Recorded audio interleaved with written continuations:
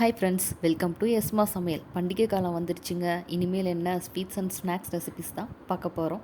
இன்றைக்கி நம்ம செய்ய போகிறது என்னென்னா மைதா பிஸ்கெட், அதாவது கலகலான்னு சொல்லுவாங்க. எப்படின்னு பார்க்கலாம் வாங்க. அதுக்கு முன்னாடி இது வரைக்கும் நீங்கள் நம்ம சேனலை சப்ஸ்கிரைப் பண்ணலைன்னா சப்ஸ்கிரைப் பண்ணி பக்கத்தில் இருக்க பெல் ஐக்கானை கிளிக் பண்ணி அப்படியே ஆள் கொடுத்துருங்க. அப்போ தான் நாங்கள் போடுற எல்லா வீடியோஸும் உங்களுக்கு உடனுக்குடனே நோட்டிஃபிகேஷனாக வரும். வாங்க வீடியோக்குள்ளே போகலாம். 200 கிராம் அளவு மைதா, 100 கிராமுக்கும் கம்மியாக சர்க்கரை, 2 ஏலக்காய். இப்போது சின்ன மிக்ஸி ஜாரில் சர்க்கரையும் கூடவே 2 ஏலக்காயும் சேர்த்து நல்லா பவுடராக பொடி பண்ணிக்கலாம்.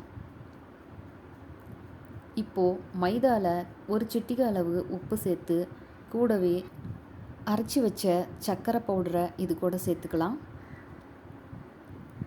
இது கூட நான் 2 டேபிள் ஸ்பூன் அளவுக்கு நெய்யை சேர்த்துக்கிறேன்.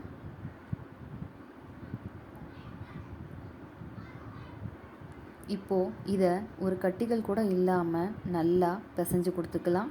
எந்த அளவுக்கு பிசைகிறோமோ அந்த அளவுக்கு மாவு நல்லா வருங்க. சின்ன சின்ன கட்டிகள் எதுவுமே இல்லாத முடிஞ்ச அளவுக்கு நல்லா ஈவனாக ஸ்ப்ரெட் பண்ணி பிசைஞ்சு கொடுங்க. பாருங்கள், இந்த அளவுக்கு நல்லா மாவு பிசைஞ்சு வச்சுருக்கேன். இப்போ இது கூட நான் எடுத்து வச்ச பாலை கொஞ்சம் கொஞ்சமாக சேர்த்துக்கிறேன். இது கூட நீங்கள் அதிகமாக நல்லா ஊற்றிட்டிங்கன்னா மாவு ரொம்ப இணக்கமாக போயும். ஏன்னா சர்க்கரையை நம்ம பவுடர் பண்ணி போட்டிருக்கோம். அதனால் முடிஞ்ச அளவுக்கு தெரித்து பிசைஞ்சுக்கோங்க. இப்போ இதை நான் நல்லா பிசைஞ்சிக்கிறேன். பாருங்கள், இந்த அளவுக்கு நல்லா பிசைஞ்சு வச்சுருக்கேன். இதை இப்போது நான் 2 உருண்டைகளாக பிரித்து எடுத்துக்கிறேன்.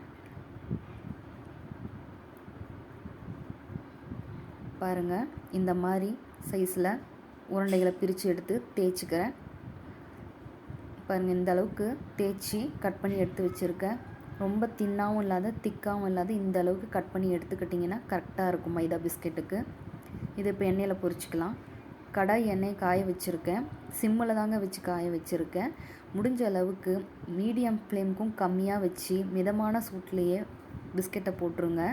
அப்போ தான் உங்களுக்கு தீயாமல் வரும்.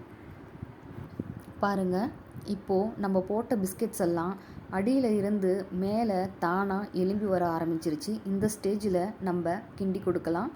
இதுக்கப்புறமா நீங்கள் கிண்டி கொடுக்க தான் எல்லா பிஸ்கெட்ஸும் ஈவனாக ஒரே கலரில் வெந்து வரும். நீங்கள் மாவு பிசையும் போது 3ல் 1 பங்கு சர்க்கரை சேர்த்திங்கன்னா போதுமானதாக இருக்கும். பாதிக்கு பாதி சேர்த்திங்கன்னா கண்டிப்பாக ஸ்வீட்னஸ் அதிகமாக இருக்கும், திகட்ட ஆரம்பிச்சிரும். அதனால் ஸ்வீட்னஸ் உங்களுக்கு கம்மியாக சேர்த்துற அளவுக்கு பிஸ்கெட்டும் நல்லா வருங்க. அதனால் சர்க்கரை சேர்த்தும்போது அளவு பார்த்து கரெக்டாக சேர்த்துங்க. 3ல் 1 பங்கு தான் சரியான அளவாக இருக்கும். பாருங்கள், இப்போது நல்லா இந்த அளவுக்கு கோல்டன் கலரில் வேக ஆரம்பிச்சிருச்சு. இது இன்னும் கொஞ்சம் நேரத்தில் வெந்துடும். இதை நம்ம இப்போ நல்லா கிண்டி கொடுக்கலாம். இது நல்லா கிறிஸ்பியாகவும் சாப்பிடும்போது சாஃப்ட்னஸாகவும் சூப்பராக இருக்குங்க. பாருங்கள், இந்த அளவுக்கு கலர் வந்தால் போதும். இதை இப்போது நம்ம ஒரு பிளேட்டுக்கு மாற்றி எடுத்துக்கலாம். இப்போது மற்ற பிஸ்கெட்ஸையும் நான் மாற்றி எடுத்துக்கிறேன். பாருங்கள், எல்லா பிஸ்கெட்ஸும் இப்போ நான் பொரித்து எடுத்துட்டேன். இது நல்லா கிறிஸ்பியாக சூப்பராக வந்துடுச்சு. சாப்பிட்றதுக்கும் ரொம்ப டேஸ்ட்டாக இருந்தது. ரொம்பவும் திகட்டாமல் ஸ்வீட்னஸ் ரொம்பவும் கம்மியாக இல்லாத சூப்பராக இருந்தது. இப்போ நம்ம மைதா பிஸ்கெட், அதாவது கலகலா சூப்பராக ரெடி ஆகிடுச்சு. உங்களுக்கு இந்த வீடியோ பிடிச்சிருந்தா லைக், ஷேர், கமெண்ட் பண்ணுங்கள். தேங்க்ஸ் ஃபார் வாட்சிங்.